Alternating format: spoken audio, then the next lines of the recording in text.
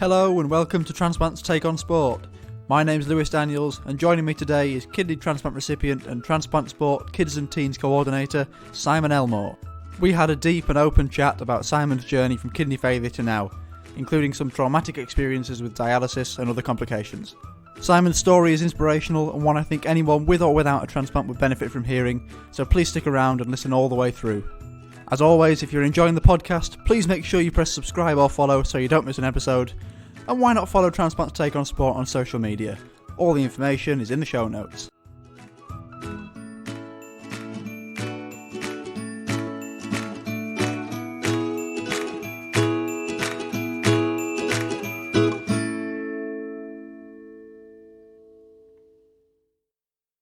Simon Elmore, welcome to Transplant's Take on Sport. Thank you for having me. Appreciate it. So first things first, we're recording this on what could be a big day. I'm sure you'll have seen this morning that today is the day that the vaccinations have started for COVID-19. So for people like us who have been extremely vulnerable to it, we hope this is a way for us to see our family and sort of get back to some sort of normal life. Are you feeling optimistic? I am extremely. As soon as they started talking about the vaccine, my first thought was, I want the Oxford vaccine because it's UK based. That was my first instinct. That's the only one I'm going to have. And then it was passed with the Pfizer. So it's like, that really is the only one we can have because obviously the Oxford one found out is live vaccine. So it's right. Okay. Let's hopefully be one of the top tier to get it. Stick with the tiers. And the bonus is, I mean, for me, Kidney Care have done so much information and explained so much for kidney patients about what's happening, what's coming, how it's going to affect, how it's going to impact. And I'm more at ease because of the information I've got from the correct sources. Is that the nice way of putting it? Instead of the interesting stuff that comes on the internet. So I'm so positive now. And it literally is, you know, I've messaged my unit. If you need anybody to test it first, I'm your man. Just, get me in there as quick as you can. Get me jabbed up. If it does work, which fingers crossed it will, it should see an end to us being stuck inside for a long period of time, because this year has been just an on and off lockdown, really. How have you been coping with it?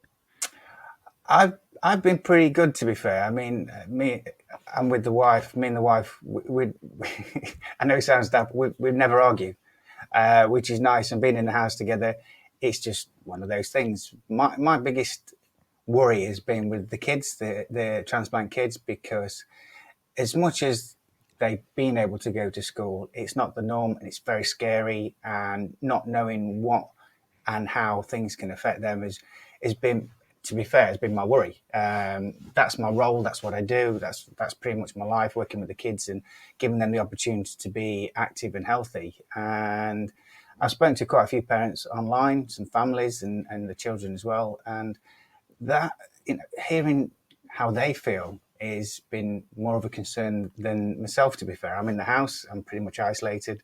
I do what I need to do. And it's been okay.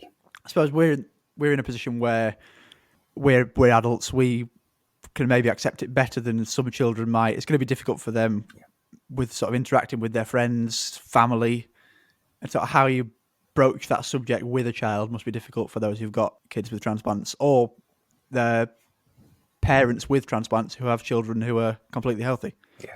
Well, I've seen my youngest daughter, who normally stays at my house every other weekend. She stayed at my house once since March, because It must be hard. It is, and I'm lucky that she's just positive. But she's within a family unit that her sister's extremely ill, her granddad's extremely ill, her great grandma's extremely ill.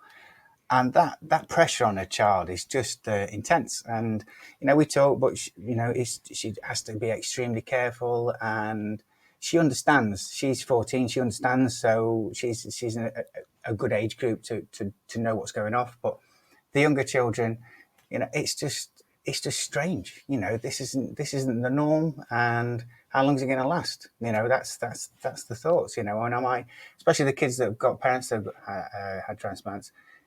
The biggest concern with my stepladder who lives with me is am I going to bring it home? Am I going to then be the one that's caused you to get COVID? You know, there's so much going off in the kids' heads, and on top of everything else in a normal day. There's a lot to think about at the moment, especially in the position that you're in with having a transplant, which we're going to come on to a lot more. You sent me your story last week, which I found a very interesting read. So I wanted to go all the way back to the start to when you first found out you had kidney problems. Yeah, bizarrely, I was 33. I'd had a busy start to the year that year. Business went, car went, house went, partner went. And I think, unbeknown to me internally, my mental health wasn't in the best place. But smile, crack on, get on with it. And in the May of that year, I was playing football 5 times a week, was fit and healthy. And I remember it vividly. It was bank holiday weekend in May, and went out with the boys. Had a few, I would say, bevies, but not really, because it was my drink was double vodka and Red Bull, and I used to drink far too much of it at that point. And I literally woke up following morning, and I went to the toilet and threw up kind of red, and thought, that must be the Red Bull. So, not to worry, went home and woke up with a severe headache the next day. And I can't call it migraine, I've never had a migraine, but the pain was excruciating. So, I literally made my way up to my parents' house, and I crashed on the bed, and they kind of looked after me for a bit and went, we're phoning the ambulance. The ambulance came, rushed me in, and my blood pressure was 230 over 130. Wow. And I was in agony. First thing he said, morphine, morphine, morphine, give me morphine. And I closed my eyes, woke up the next day to be told, your kidneys have failed, you're going to be on dialysis. Not a nice thought to hear. It just blew my mind completely.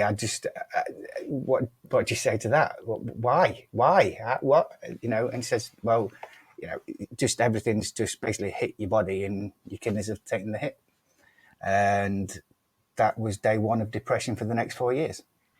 I think that story will resonate with a lot of people who've gone through kidney failure. It sounds slightly similar to mine. My blood pressure was a similar level to yours. It was sky high, the top number being over 200 and the bottom number being well into the hundreds. But you sounded like you had some physical symptoms. Mine was all, I think the word, is it an insidious disease, kidney disease, where Yeah. there's no real symptoms. Yeah. But there is that bit of shock. It's difficult to take, I would say. It was first thought my life's over. You know, that I know it sounds harsh, but that was my only thought. What am I going to do? I'm not going to be able to. Selfishly, I'm not going to be able to do football. I'm going to be able to go out with my mates. Everything was selfish about what am I going to lose, and it's not fair. I'm 33. It's not fair. Why's my life got to end now? And it is so hard to grasp at that point, even when there's so many people around you trying to support you and trying to give you the information. As soon as they say the words, your kidneys have failed, all I was hearing was blah, blah, blah, blah, blah. And I know that sounds really, really daft, but I couldn't take anything else in because my mind was just going into overdrive of what I'm going to do. I can't work. I've got no possible income. Where do I go? Who's going to help me? I think a lot of people have had the same thoughts when they were going through it. I struggled to. I mean, when I first found out, I wasn't in kidney failure like you were. I think I was still stage 3, but it's still difficult to take, and you do become down. Some people, I think, probably on a scale as well. Some people take it harder than others. Some people can deal with it more quickly. You said you went into depression. How long would you say that? It might still be an ongoing thing, but how long would you say that really hit you for? It, it, it went on in a deep, deep way for four, 4+ years. I mean, even up to the point where we'll come on to later, where it was just everything was negative, everything was so unfair. But I think the problem for me was I wasn't prepared to listen and understand my illness because it wasn't real. So I went on, my normal day was Jeremy Kyle. If I'm watching Jeremy Kyle, their life's worse than mine. I can put a smile on my face. And at the weekends, I still try and go out with the boys. I still still turned up to play football with a tube hanging out my stomach because I was on peritoneal dialysis, even though the risk of infection was severe. But in my head, my life can't change. It's not fair. So I'm going to carry on the way I am and hope that, oh, well, if something happens, it happens, but I don't care. That was the mentality all the time. And people didn't see how bad it was. I didn't allow people to see how bad it was. That was the thing, because I am me and I have to be strong without asking for help or wanting anybody to support me, because I can't do that. It's looking at that male bloke thing for me was very, very high in there, that I can't show weakness. I think there's a bit of pride in there. Yeah, definitely. And was there some sort of, could you think of a turning point in managing that and turning a corner? Yeah, it was way after, but I think the way we get there is through part of the journey. I mean, from from day one, I was on dialysis. I was on peritoneal dialysis, and I would try and cheat the system. 3 bags of fluid a day, 7 days a week, which was the norm. However, I would try and bag up with an orange bag to try and cheat the system and draw more fluid out of my body, because I was still going out on a Friday, Saturday, Sunday and drinking 14 pints of double vodka Red Bull, which doesn't help the cause at all, because I was on a 1 litre fluid restriction, and fluids going up. I'm going in and fobbing off excuses for why my fluid's going up and things like that. And it was, I think, the first bout of peritonitis, which the fluid that came out of my body was green. It was scary, but I was thinking, well, it happens. Carried on doing PED, and I again started to do 4 exchanges a day to try and cheat the system again.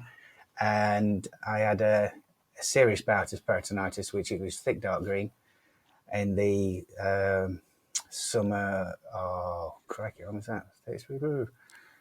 When I was 37, so I've been on it 3.5 years. And unfortunately, we thought it had gone, but it was underlying. So the peritonitis was still in the system. And I think it was the October, November of that year, I was rushed into hospital, pretty much on the borderline, because what was coming out of me was thick, dark green, and I was in a bad way. It was severe, and again, closed my eyes, woke up. Can't do peritoneal dialysis anymore. You've got to go into hemo. What's that? Again, totally ignorant. Didn't understand. Didn't want to know. You're going to have a needle in your arm 3 times a week, 4 hours a time. And my face dropped, because I hate needles with a passion. Even the tiny ones, anything, I can't do them. And even that didn't change my mindset. It was just, okay, I'm just going to adjust. Still going to go out with the boys, still going to keep drinking, because I am an idiot. And it was the case of, why should I change my life? This illness shouldn't make me change anything. And just carried on. One of the poignant ones was my fluid level was going up, my weight was going up, and the sister on the ward said, fair play to her, you do realise if you carry on this way, you're going to die soon. Maybe it's a bonus. That was my line. That's the words I said to her, and I don't care.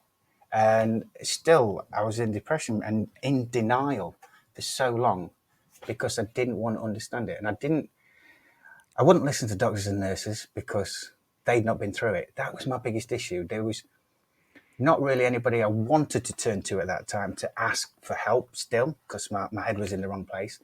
But I wasn't prepared to listen and do what I should do to help my cause. And this carried going on. I went up to 17.5 stone. and in the 2012, in the October, my arm started to go red, my hand started to go red, and I thought, okay, this is weird. So I'm in and out of the clinic all the time because I'm on dialysis three times a day. We'd ramped it up to 4 times a week, 6 hours a time to try and get the fluid off because I still wasn't doing as I was told. And arms getting bigger, getting thicker, getting sorer. And January the 13th, I was at home with the wife in bed, and she went downstairs. I went down. She said, "Bring my phone down." Went down, stood outside with her. She asked me a question, and all I could do was go. Scary. She looked at me, says, "Go inside." Okay. Sat down, she came in and went, "Smile at me." And that's all I could do. Face had dropped. She went, "Oh, you've had a stroke." Just like that. It was quite surreal. The paramedics came out, rushed me in. And I think this was one of the biggest turning points in my life, to be fair. Proper reality check, got rushed in.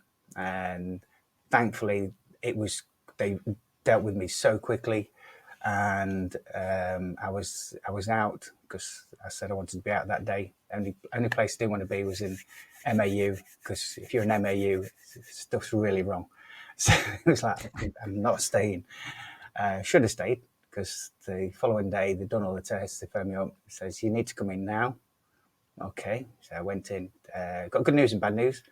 The good news is we found the problem. You've got growth on your heart as big as a Brussels. You've got a hole in your heart valve, and we found the problem. The growth, flakes of it have come off, landed on the speech part of your brain and shut you down. Right, okay. So I got my speech back after 36 hours, which was a bonus. Not for many. I'm sure that, they would say that, to do talk a lot. But the next part was the bad bit is that we can't operate for 6 weeks. We need to pump you full of antibiotics, get you ready for the operation so we can be prepared. But the problem is you might die any second in the next 6 weeks, because if that growth comes away, there's nothing we can do.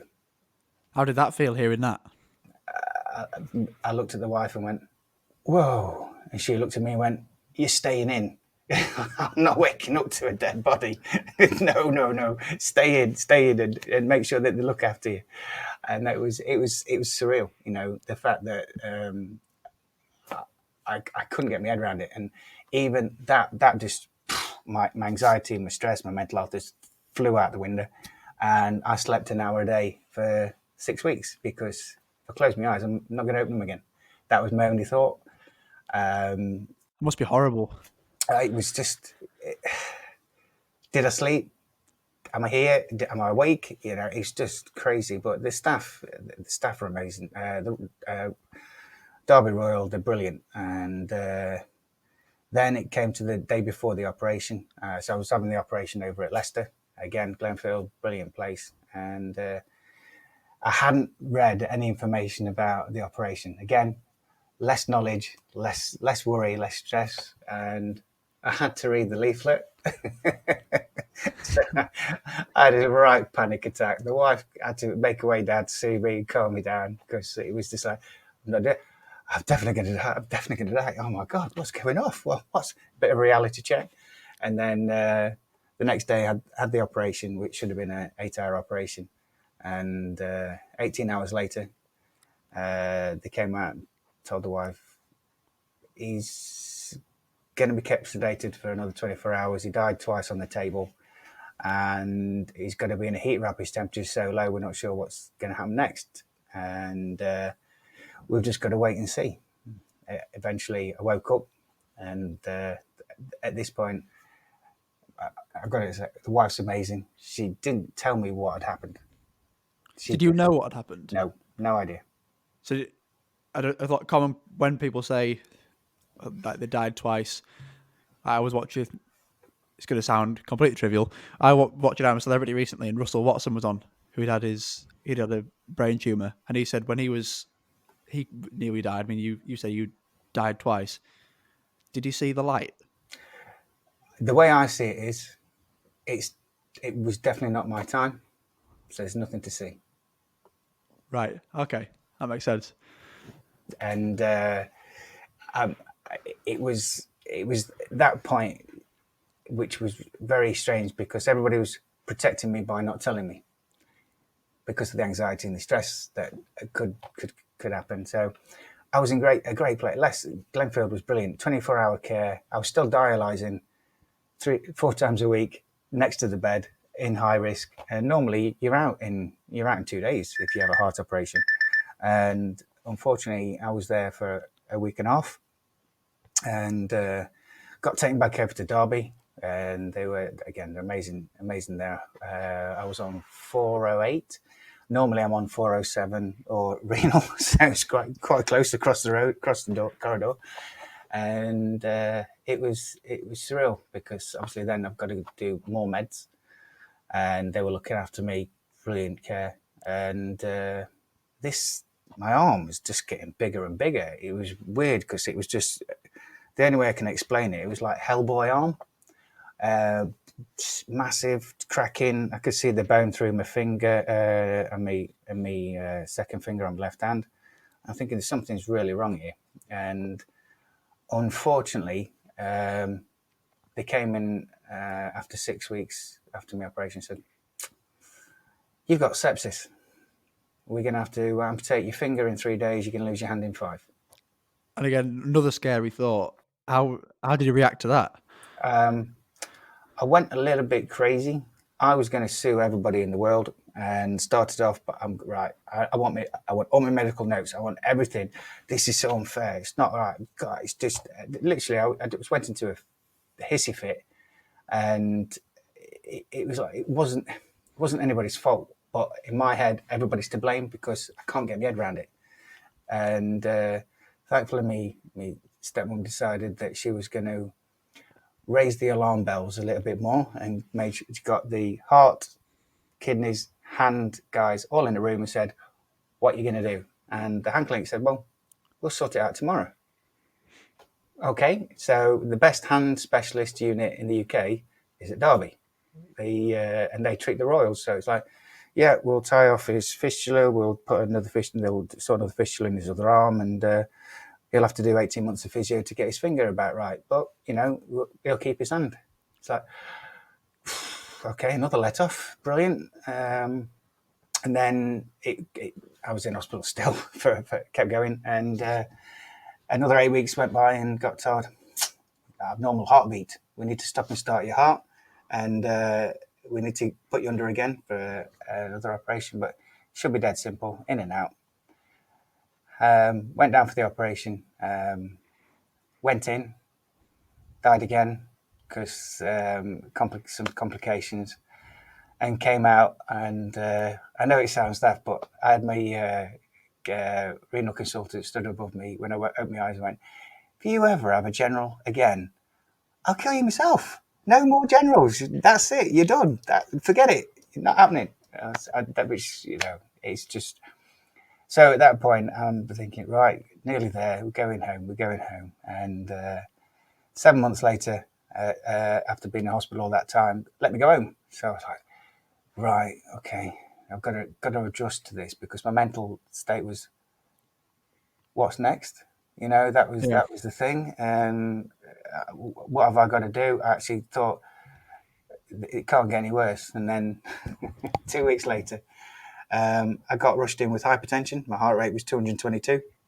Wow. And I was in critical, and my registrar, Adam, amazing guy, he was looking after me. He came in. I was zonked anyway, but he spoke to the wife, and the wife was told I got half an hour to live because my heart rate was too high and it wasn't coming down. And if it didn't come down with the next half an hour, there's nothing they can do. That must have been horrible. I had no clue. The wife's gone through more than I can ever imagine. She's seen it, taken it in, and gone through it all. And he basically went, right, we're going to put him on dialysis. It's slightly off key of what you should do is the nicest way of putting it. I won't say the normal terminology. And they said, well, he's either going to die he's going to die if you do this, or he's going to live. So let's just go with it. And he put me on dialysis, and he saved my life again.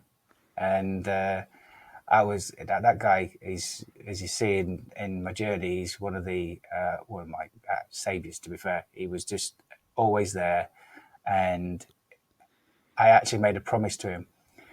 If I ever have him for anything else, I will never say no to whatever he tells me to do, because he was the one that I convinced to let me leave the hospital when I'd had my stroke. So I couldn't argue anymore. And so after getting out of there, it was like, whoa, really, really, what is next? My Yeah. mind was just blowing out of control.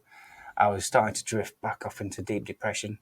And my wife, wow, she just went, "You're here. You shouldn't be. So let's start looking at life in a different angle, and start looking at it in a positive way. What can you do now? Since you shouldn't be here, what can you do?" And that was the moment where it was like, okay, I've got to readjust and understand my illness. I've got to think about now, the future. I've gone through this. Shouldn't be here, so let's make the most of it. Yeah. And she literally just supported everything we did. I was very lucky. I approached Kidney Care UK, that is now, and said, "Look, I've gone through this. I'm in a bad place. I just want to take my family away, my wife and the stepson, because my daughter couldn't go at the time, and I just want to get away and readjust." And they said, yeah. And at this point, I'm working towards getting the Royal Derby Kidney Patient Association. That was my focus. Right, we're going to get a Kidney Patient Association. I want to be there to support patients and help them going forward any way I can. So started the process on that, and it was incredible. The mindset, understanding, and being able to digest everything and wanting to be fit and healthy. And the bonus was that this is where it gets really surreal, because November, I think it was October, November in 2014, I went to the National Kidney Federation conference at Blackpool, and the first person I met was a lady called Jo Brown, who was the Transplant Sport administrator, and doing a stand and talking to people about what transplant sport is. And until this point, I'd never heard of transplant sport, and she just blew my mind.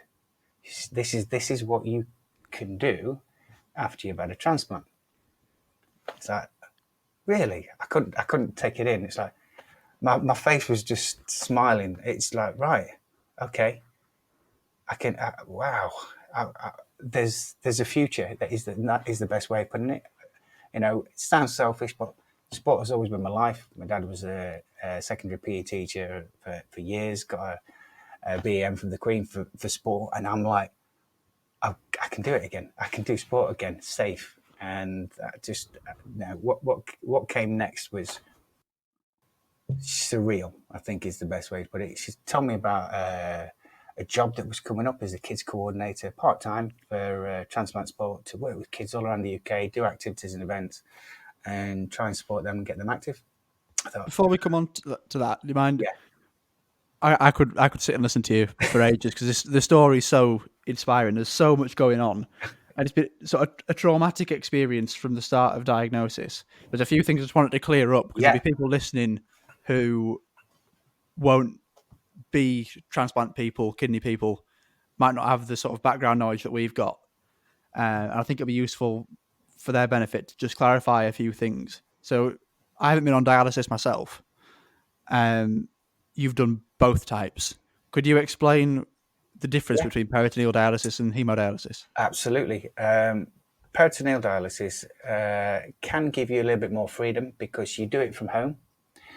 You basically have a tube that is there's a little hole. I've got a little hole down here, and a tube's there, and it is basically taped to your skin during the day. and you can self-dialyze at home with bags of fluid. Bags of fluid are dropped off massive, massive amounts of boxes. Hopefully, you've got a garage or a shed, and every day you hook up, you drain out the fluid that's in that bag in your body into an empty bag, and you put in a new bag of fluid, which is 2 litres.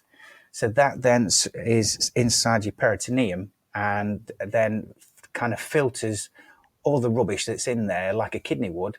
And then 4 hours later, you do the process again. You drain out the fluid, you put another bag of fluid in because there's a chemical in there that draws out the toxins. And you do that normally 3 times a day, 7 days a week. And all you do is then put the bag that's come out down the toilet, flush the toilet, it goes. But you have to be extremely clean, hygienic, and really understand the severity if you don't do this properly. And it's time consuming, but it allows you more freedom. If you've got a job, you can do it that way, and you don't have to. There's an alternative. You can do it overnight, peritoneal dialysis when you're asleep. But because I had young children that I had every other weekend, I had to be able to get out of bed. So for me, doing it during the day and being in control and having the ability to get up, because my eldest daughter would come round and she'd look after the youngest one while I'm there. So it all is different personal options. So that was going okay. I would say I wasn't in control of what I was doing because I was an idiot, but that's my own stupid fault, to be fair. But then when I had to go on to hemodialysis, because I couldn't put a needle in my arm, I couldn't do home dialysis. That was the biggest thing. There was no way on this earth I was going to stick a needle in my own arm. End I think of. a lot of people struggle with that. It was, but I see people doing. I've got friends that have done it, and it's just and it's in. But my arm was very, very annoying. It wouldn't play ball quite a lot, so I had best way of putting it. That is a fistula, just there. Yep, I can see that. So Yeah, and then if you look at the bump, just there. So a needle will go in there and there. So there we go. That's better. A needle will go in there and there, and then want to take it out, and it'll go back into the arm. That's as simple as it is. That is hemodialysis. for anyone wondering, Simon held up his arm there. His fistula is in his lower arm. There was a little bump. Where do the bumps come from? What it is, you at some point in your arm, they tie together a vein and an artery because the needles are too big to go into a vein. So your artery obviously takes one, and the vein is made bigger so that it can take the other. So obviously one goes in, one goes out, and it then allows it to do the process properly. So you have to have artery-sized entry points in your arms.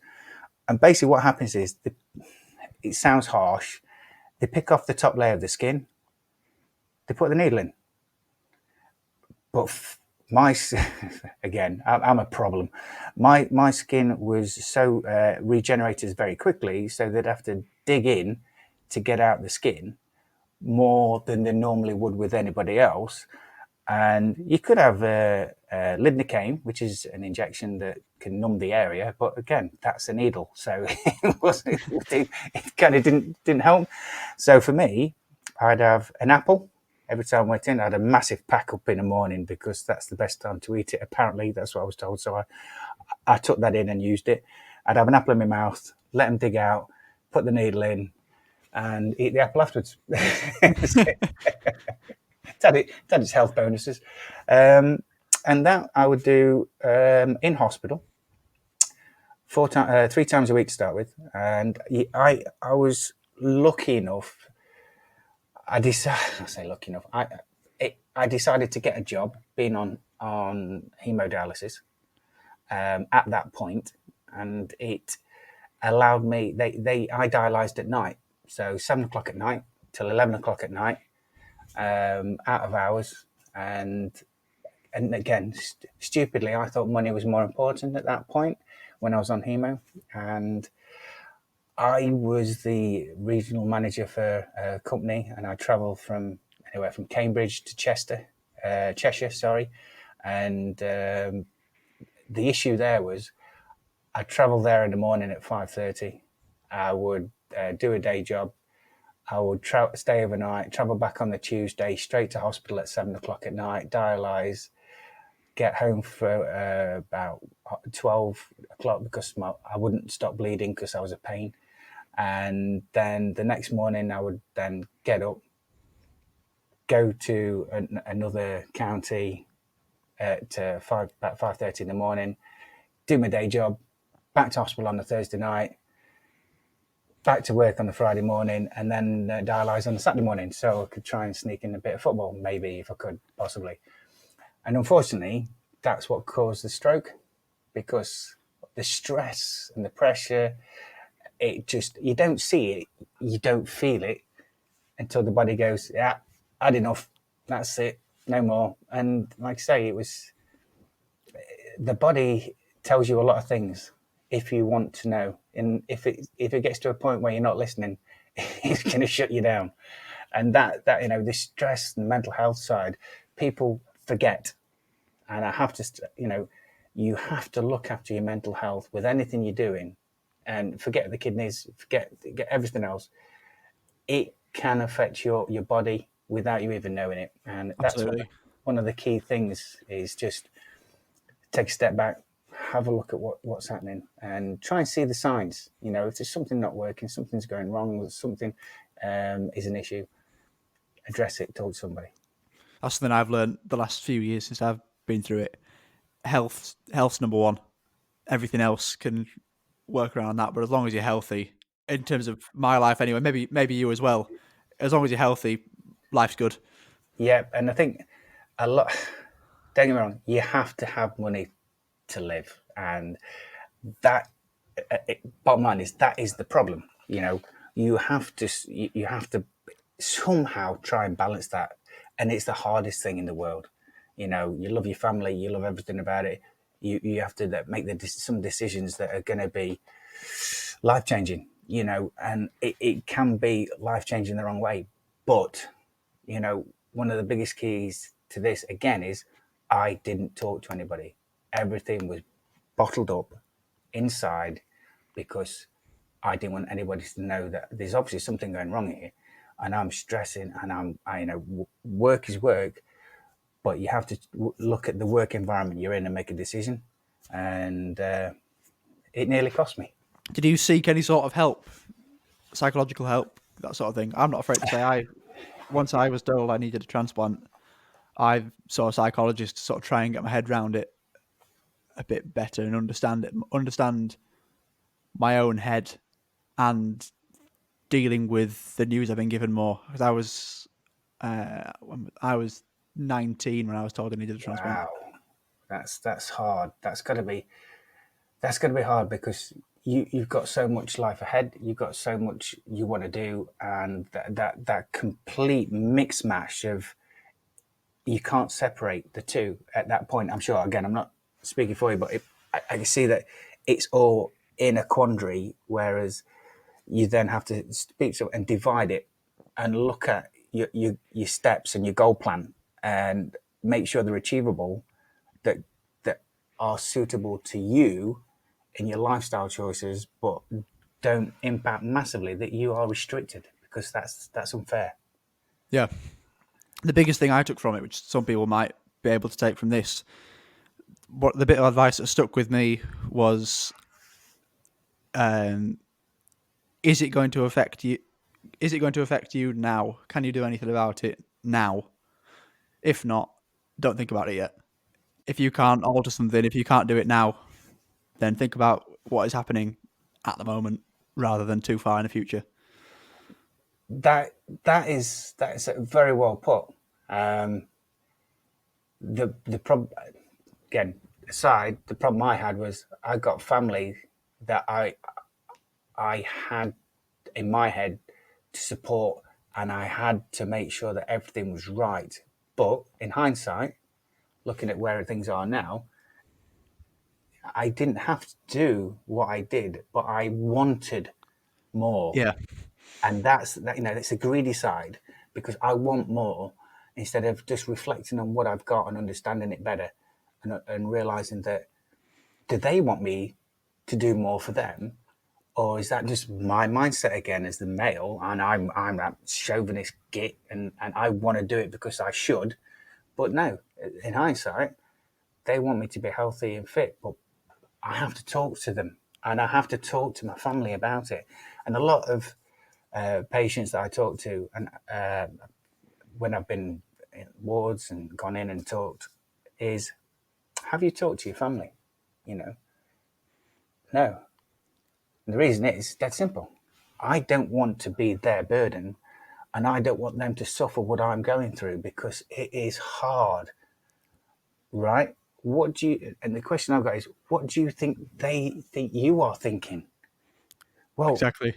I don't know what they're thinking. Well, do they not feel lost because they can't help you because they don't know where you are and what you are thinking? And it was a reality check of, best, if you can, you know, have a time where you can ask, do you want to know how I'm feeling?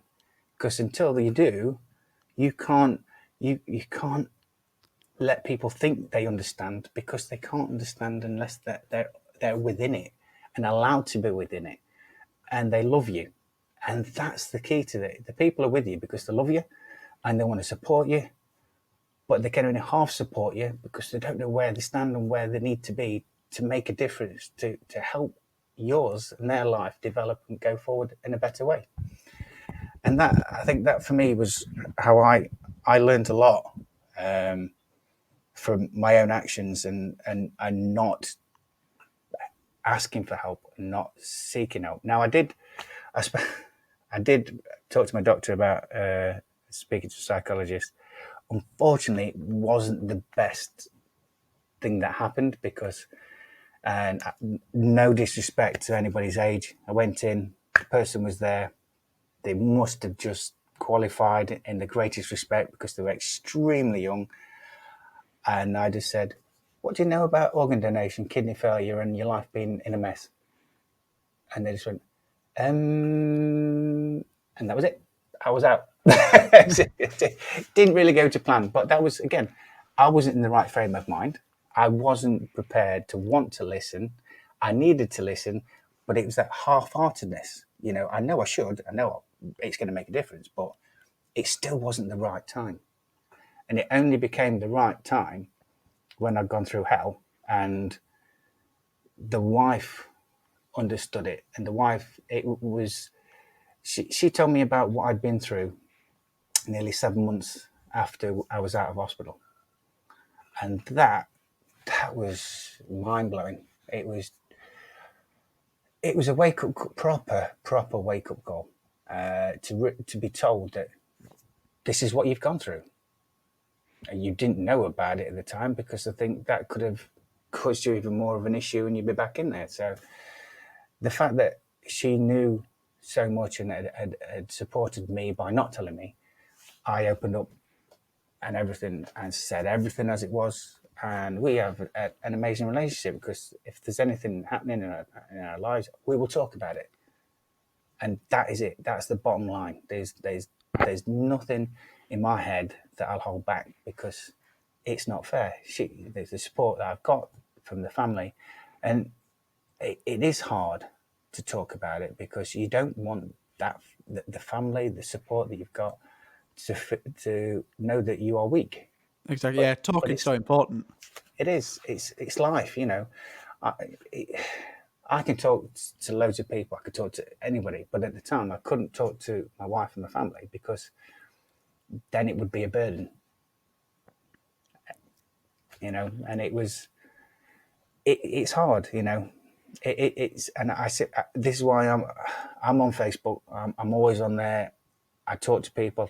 In different groups I work with, and I like to listen and understand what it is that they're struggling with, and I will give experience, never advice. Doctors and nurses give advice. That's their role. Mine, I can give experience because I've been through it, and if it helps people understand more about what has happened to me, and if it can help them adjust and develop and do something with it, brilliant. But there's too many people at the moment online that like to give so much advice because they think they're doctors and nurses instead of just listening. Doctors from the University of Facebook. Oh, don't. So it's that was when my mindset changed. It literally was. I realised that I had to start thinking about everybody and not just be selfish Simon. And that's when I met Joe Brown at Transplant Sport, and this is where this gets weird because she said about this job. I said, okay, I'll apply. I applied on the 29th of November 2014, and I even put on the letter, I guarantee I'll have a kidney in 2 months. I'll be fit to work by March. Don't rule me out. Even though I was dialysing 4 times a week, 6 hours a time. Yeah, that's that. Yeah, a bit of an issue. But at that point, I didn't get the opportunity, and thought, okay, I'm not done with this. This is the plan. I'm gonna work on it. I am definitely gonna focus on getting that role because it matters. That's the thing. It matters. And January polls up. January the 21st. I had to get in touch. Well, go across the road to my mother-in-law. She'd booked a holiday to Menorca, 5 months' time, and there's no dialysis in Menorca. So I sold her a kipper and told her I'd have her kidneys before we went, and it will all be fine, no problem, don't worry about it. And the same night, 6:30, my dad turned up and says, I'm going to donate you my kidney, which is brilliant, absolutely out of the blue. He'd been to India the year before, and he wanted to make sure it was all clear and it was all good to go. So I phoned the transplant unit up at Nottingham and left an answer message saying, guys, you got to help me out. Mother-in-law's going to kill me. If I don't get a kidney soon, I'm a dead man. But in all seriousness, give us a call tomorrow. We'll have a chat. Next day, they phoned me up, 10 o'clock. I'm on dialysis at Derby. We've got a kidney for you, Simon. I found this so fascinating when I read it in your story. It's like, you're taking the Michael. I phoned up because I want to start the process. No, we've heard the answer phone message. There's a kidney. There's 2 kidneys available. And there's 2 people for those kidneys. That's it. There's you and one other guy. And I literally, for the first time in my life, I was speechless for a second, only for a second. Don't take it too far. And I made a promise. I'm going to go to the British Transplant Games in 6 months and 6 days. I'm going to get to the World Transplant Games in Argentina the following month, and I am going to meet my donor family and give them my first ever gold medal that I'm going to get in Argentina.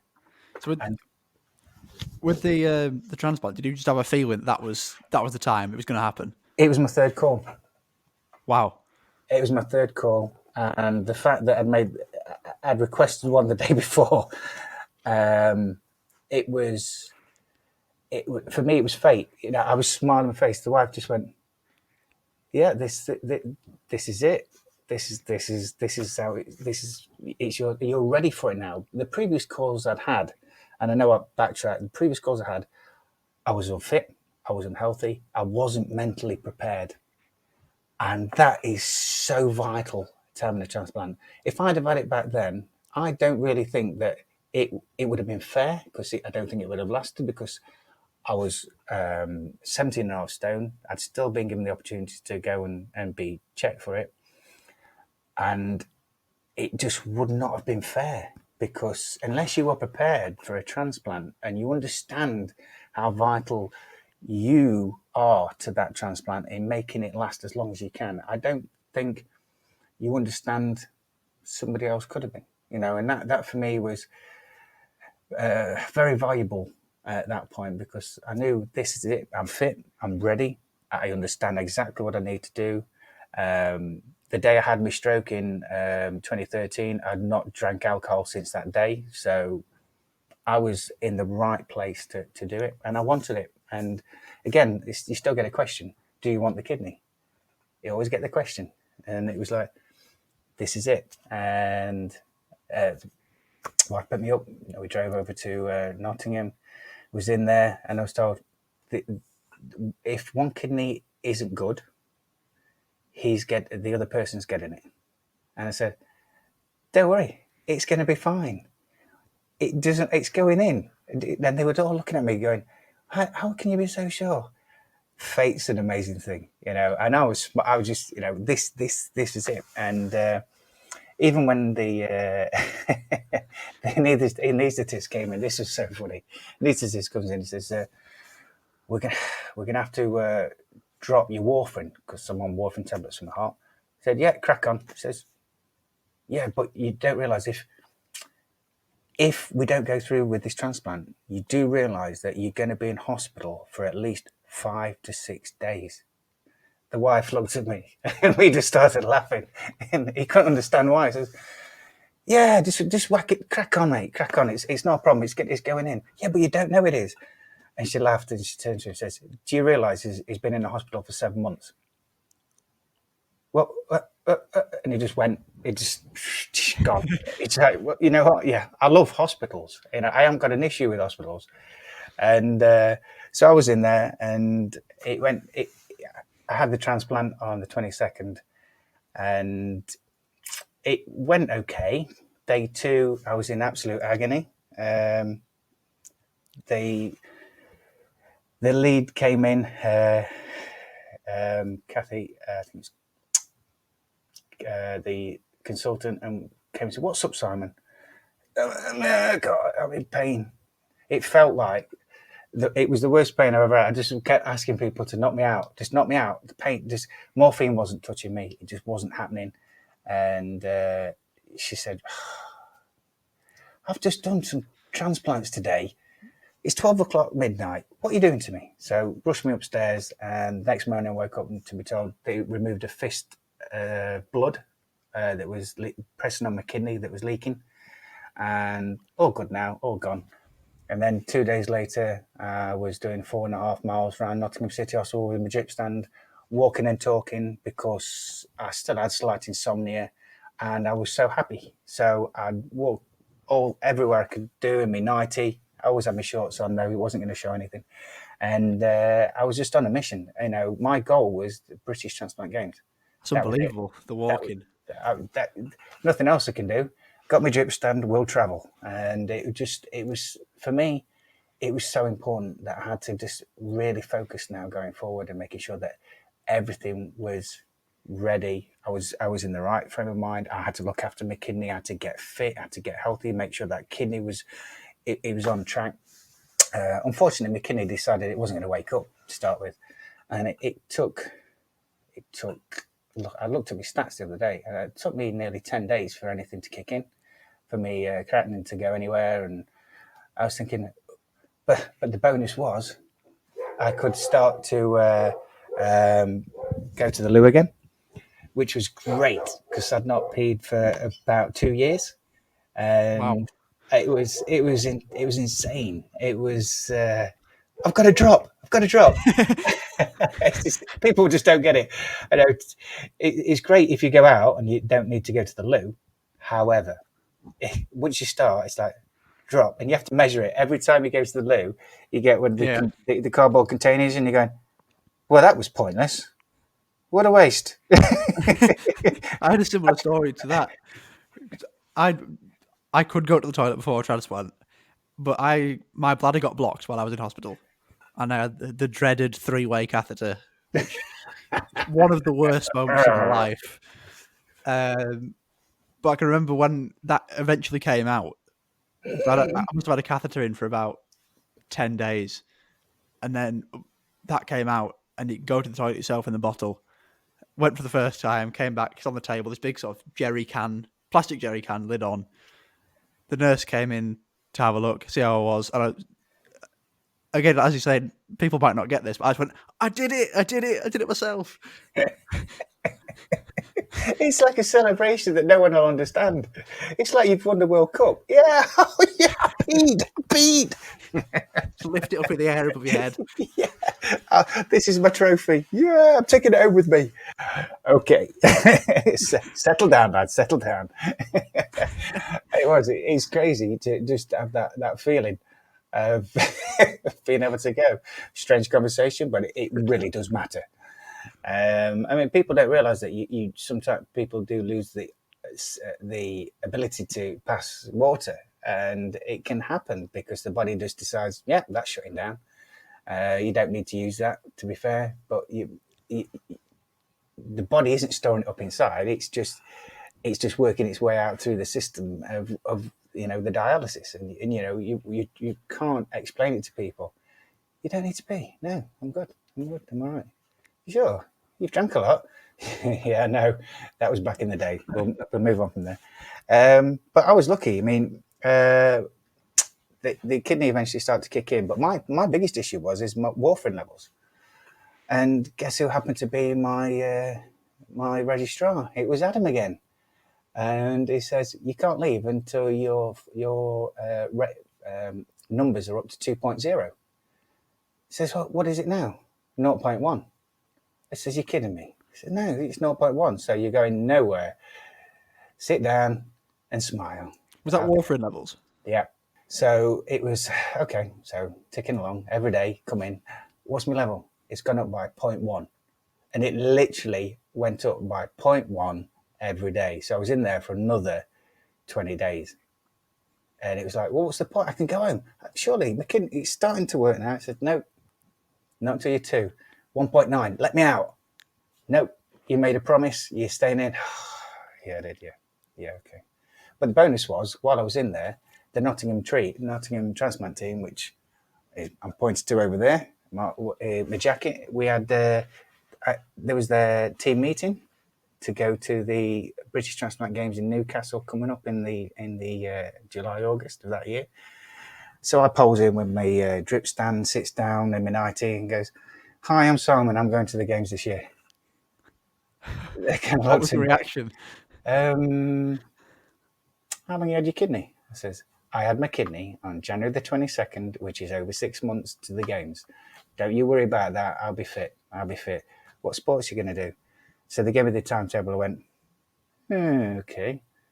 I'll probably do, because look, you're only allowed to do certain ones on certain days. So I did. I saw the archery, thought, I'll have a go at that. 10-pin bowling, I'll have a go at that. Lawn bowls, yeah, I'll give that a go. I did that when I was 12. What else we got? Table tennis. Oh, I'll give that a go. And I'm going to see if I can do I'll do the cricket ball throw because I play cricket. Can't be that hard. And hopefully my goal was to do the 4x100 meter relay. That was my ultimate goal if I was fit enough.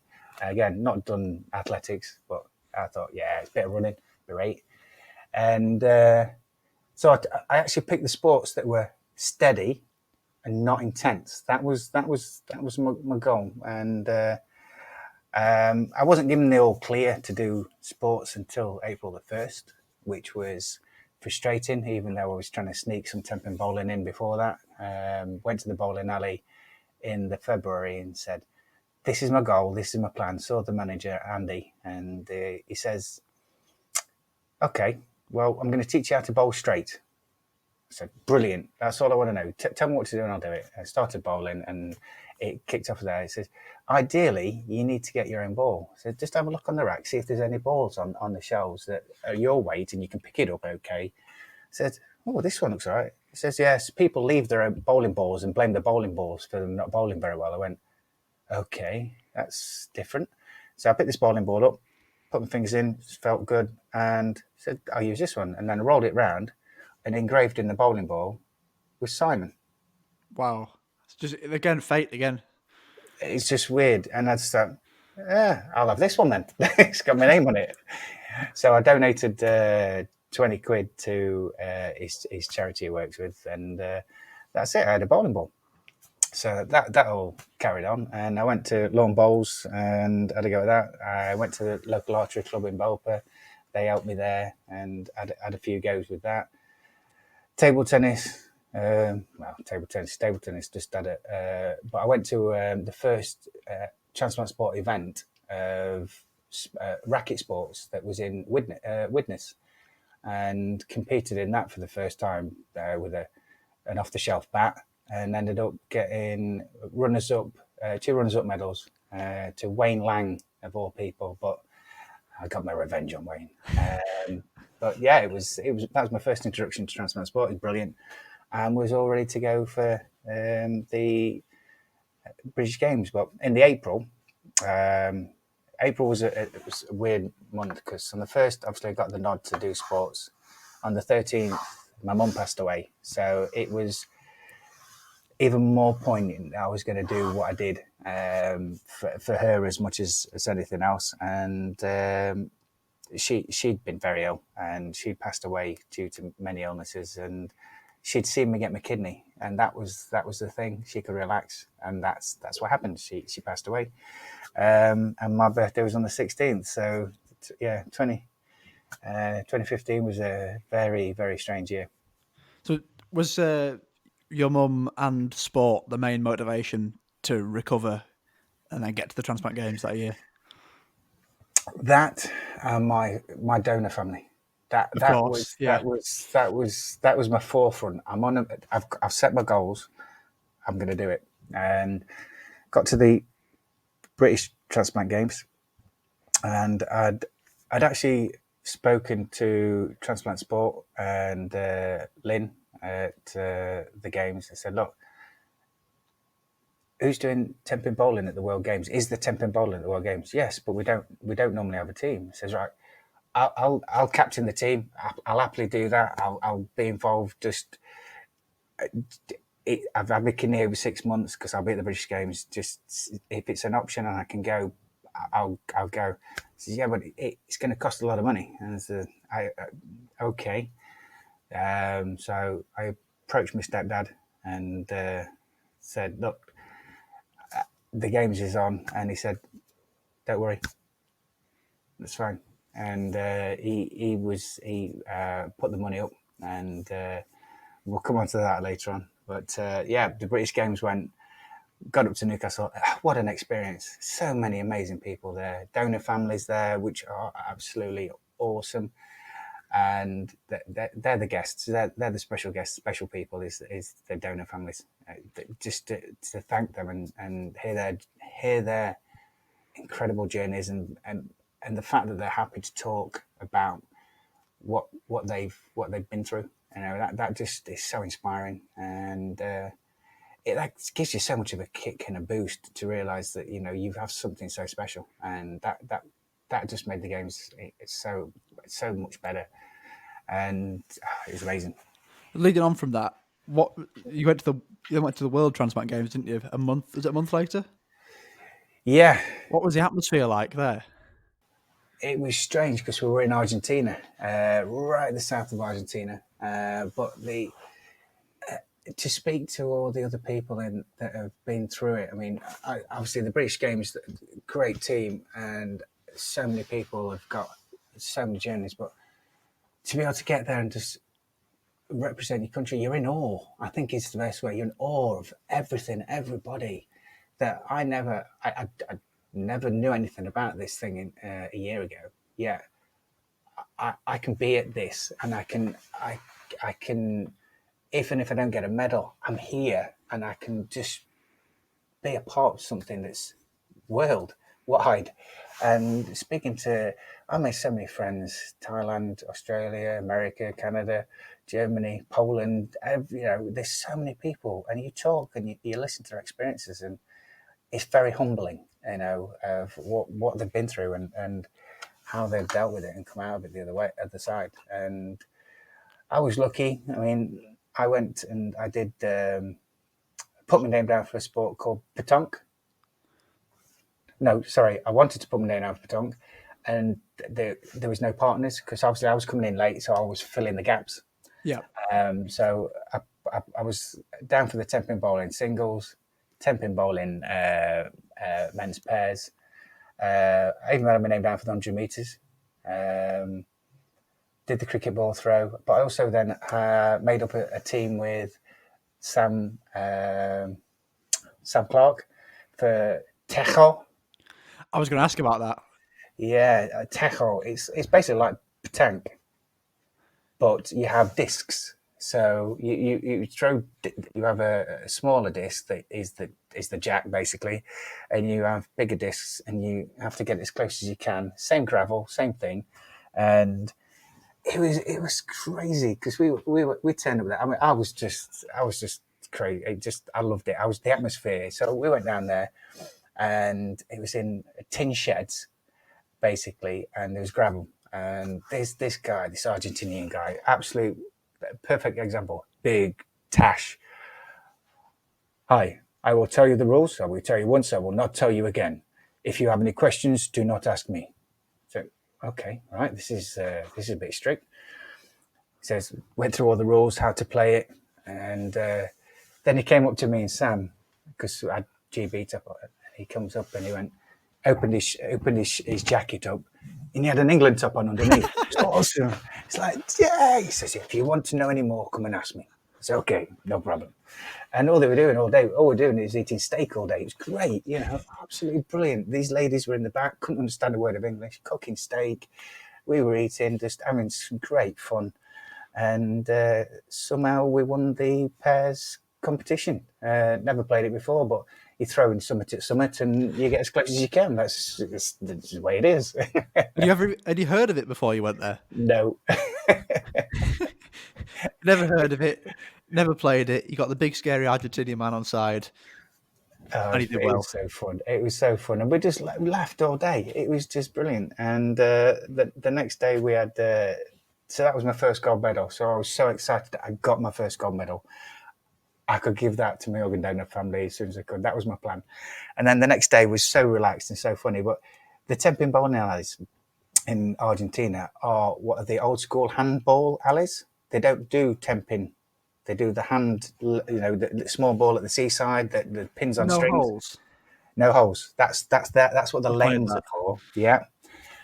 So they'd actually bought in 10 pins and balls to use on these old, really no oil, just dry as a bone lanes. And I'd not trained for this, so I was like, what the? I don't know what to do. If you don't bowl it straight, it's off in the gutter. And it was funny because I have to laugh because the Americans were going, what are we playing on? This is crazy. This isn't 10 pin. And I was just like, oh, okay. And I was paired with Sam again because he'd come in late, so he didn't have a partner. And we had a couple of sessions before, went down out of practice and got to know the owner of the bowling alleys, and he was brilliant. And we just had fun. And it ended up because we were in how the teams work. I was with Sam, a friend of mine, Nick, was with Daniel, and I'm going to shout that there's two other lads that were with us as well that were there, and we just had fun. But we ended up in the same age group because you bowl down to the age that the younger person is in, and we ended up getting gold, silver, and bronze. Oh wow, well done. And some of the other lads, Nick Miller got another gold in the singles as well, and Paul Reynolds was there, and it's brilliant. We just had so much fun all the time, and that's what it was all about. And I ran the 100 meters, qualified for the final, but unfortunately at the end of the race that I ran in, I couldn't move. Not from doing too much before. No, I just didn't know how to breathe running, doing the 100 meters. I'd never done the 100 meters before, so I didn't breathe properly. I held my breath. I've seen your personal best. It's still a good time. Yeah, but then we have a friend, you might come across him, Steve Jervis.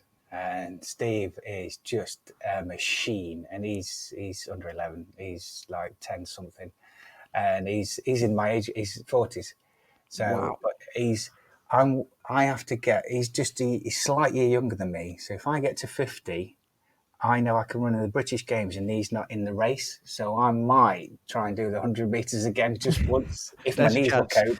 That's it.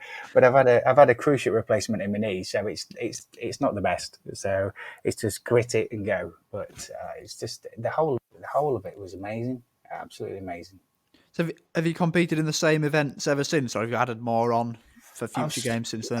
I've swapped about. So at the Europeans, I did darts and darts of the Europeans.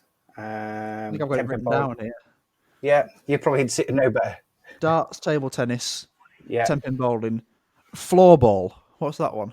floorball. Well, it was a social event. If anybody wasn't doing an event at that point, we got drafted. Floorball is basically it's the best way to describe it. You know, when you're at primary school and you have your plastic stick, Yep. hockey stick. That's floorball. Apparently, at that point, I was taking the Michael out of it, thinking, "Yeah, this is what I played at primary school." But we played against Sweden and Finland. I think it was there, and they took it so seriously. And I nearly smashed somebody at one point. I was getting so frustrated because they were told us the rules, and then the rules weren't being adhered to. And I'm a bit of a stickler when it comes to rules being in play. And yeah, I got a little bit carried away at times and was told to calm down. But it was only a friendly. Yes, only friendly. I know. Yeah, but it was again a great, different sport, something to try, some fun.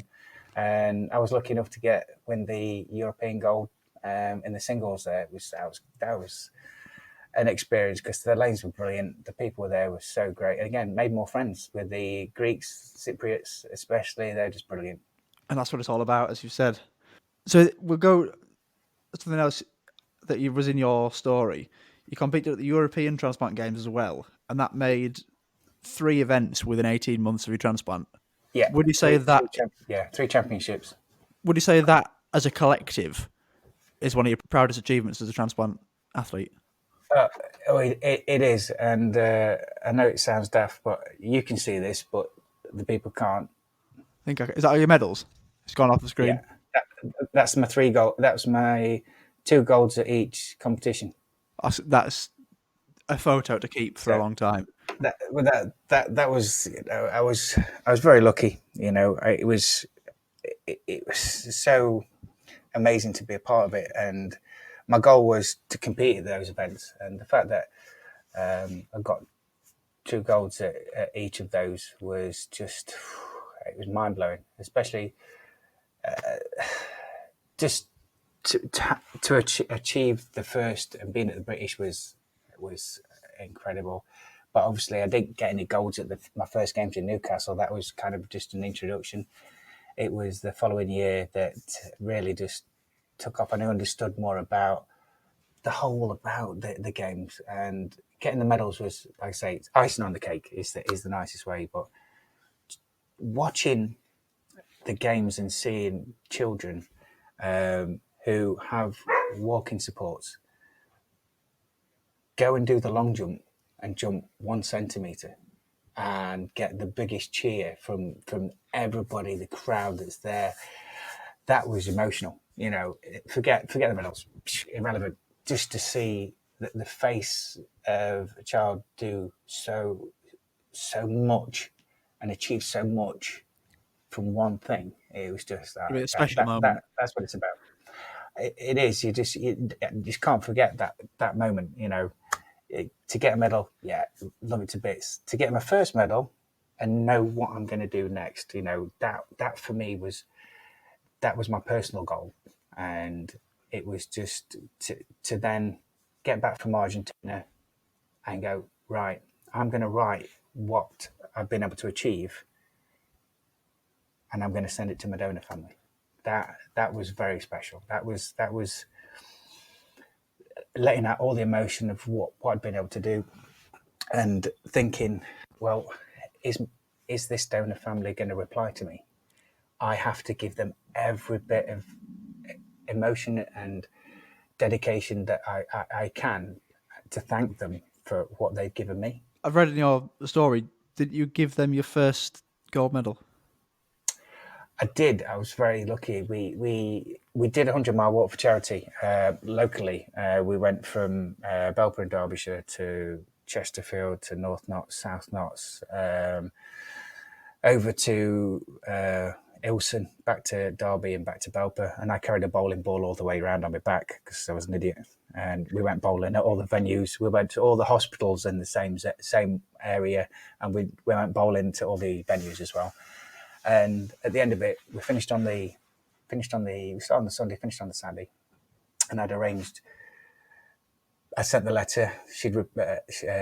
Carol had replied, and I contacted her and says, would it be okay to meet you and thank you personally. And on the Sunday that we finished the walk, because the irony of it was Carol lives 10 miles away from me.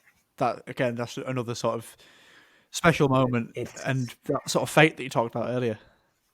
it is, and it gets more interesting. But she agreed. I says, look, BBC Television have asked if they can come and film this, and she was, let me check, because the daughter was coming as well. Her daughter Vicky was going to come along.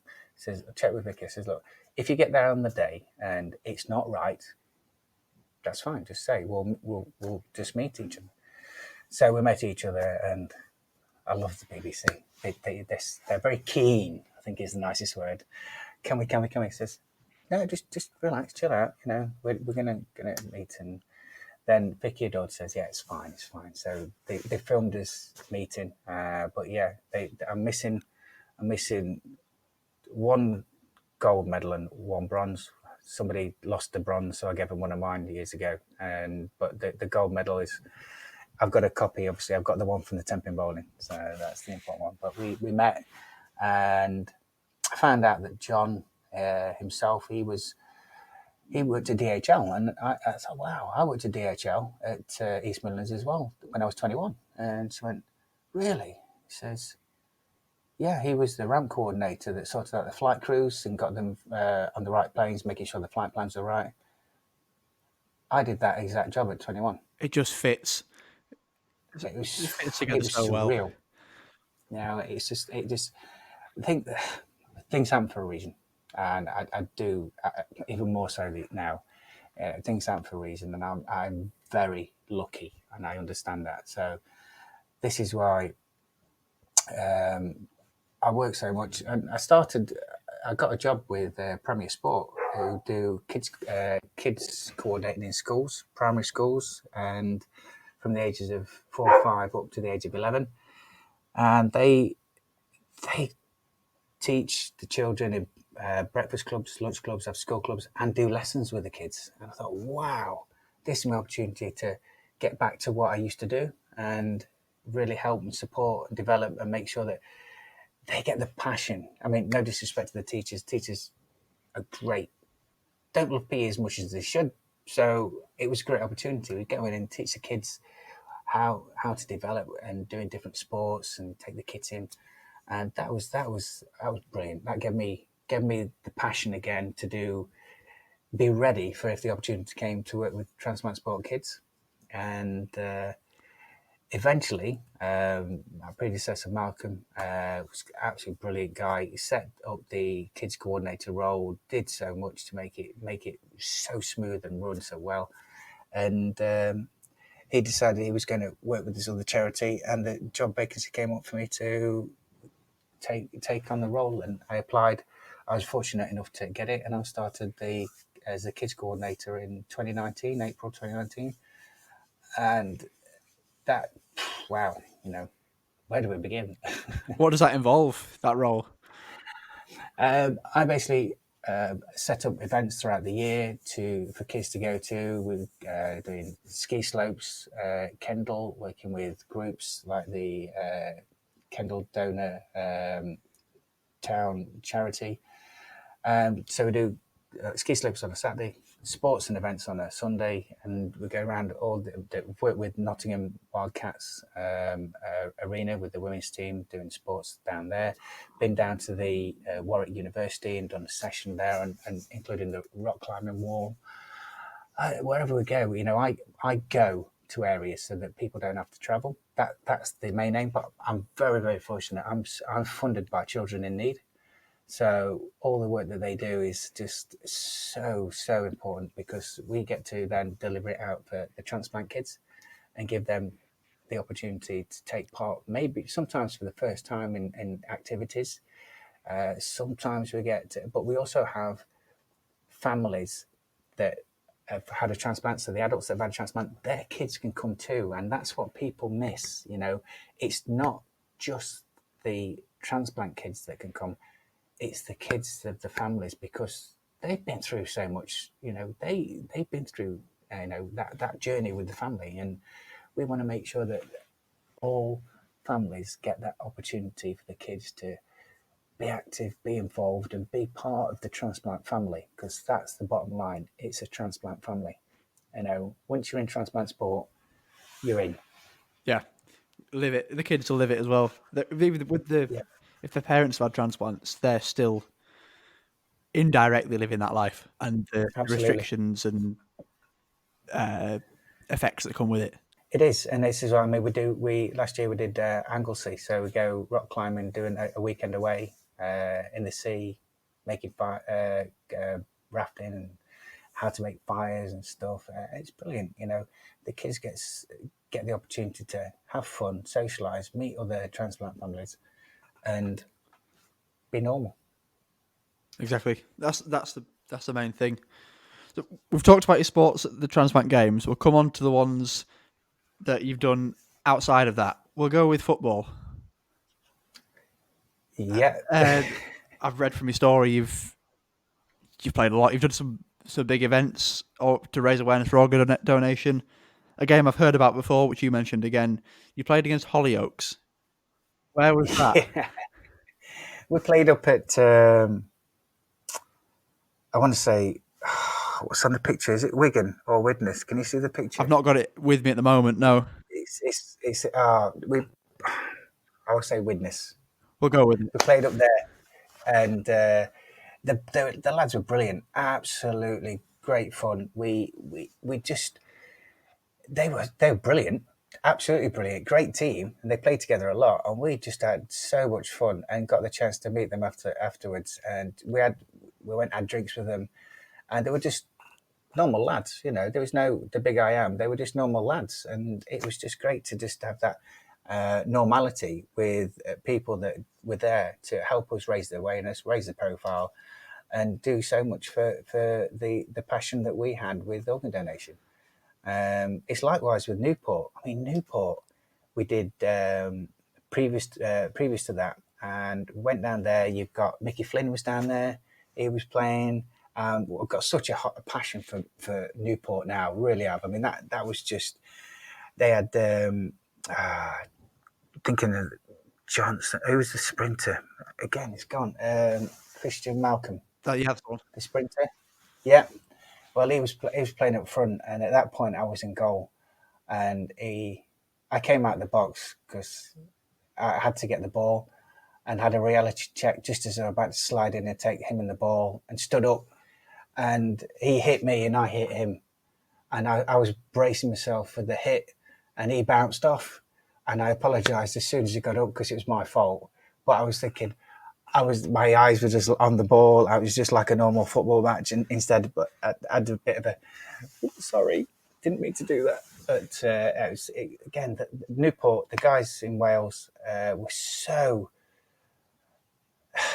We had an event afterwards, and they were involved all the way through. They were just so dedicated, and that was one of I think the starters for 10 with. We had the British Games at Newport last year. Yep.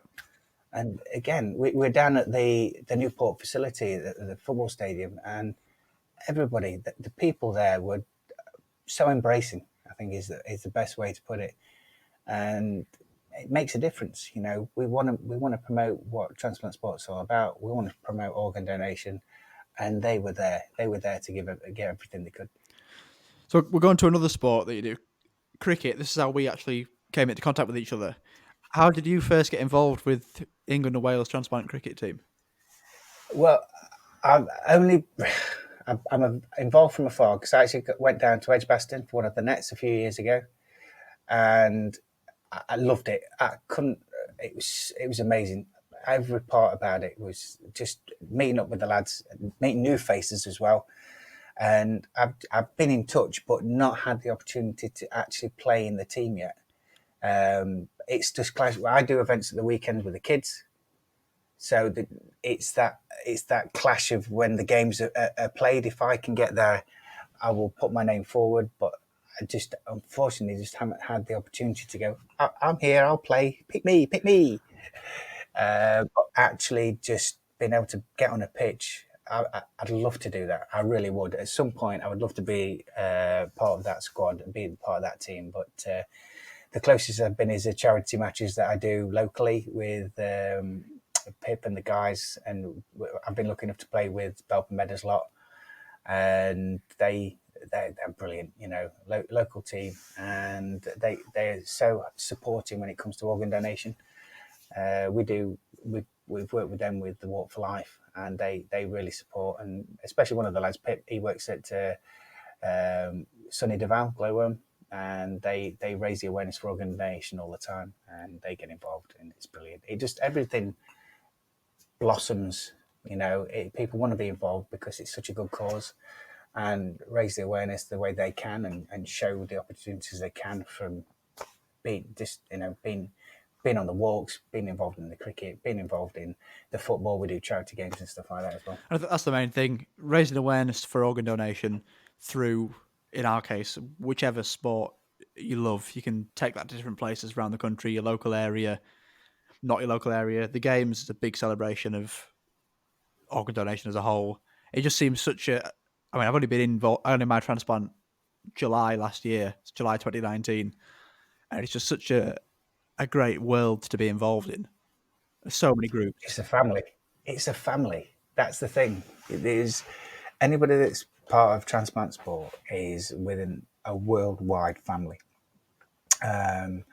We have a couple of thousand of people on the transplant sport group, but that is just small numbers compared to how many people are involved in the bigger picture with organ donation and doing their own thing that aren't necessarily into sport, but understand why and how they can get involved. And some volunteers, some just support from afar, and just really encourage everybody to embrace what it is.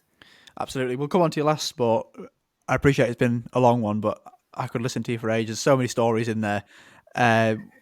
Volleyball, I was going to ask you about that. You said earlier you were a goalkeeper in football, and I asked Steve the same question when he was on the podcast. Do you think the goalkeeping helped with volleyball? The best way to answer this is the craziness of being a goalkeeper helps for volleyball. Throwing yourself about. Yep, that's it. I have no fear and no damage limitation. I've done more damage at volleyball than I have done in any other sport since I've taken it up. More so ankles, because I've had weak ankles as a kid, but my arms and elbows. And the thing is, my fistula is on my left arm, my left forearm, just above my wrist, which people go, "Ah, that's your fistula." Yeah, it is. It's been hammered and abused, and it's still ticking, still working, and it'll still be ready for me if I need to use it in the future, which I expect I will.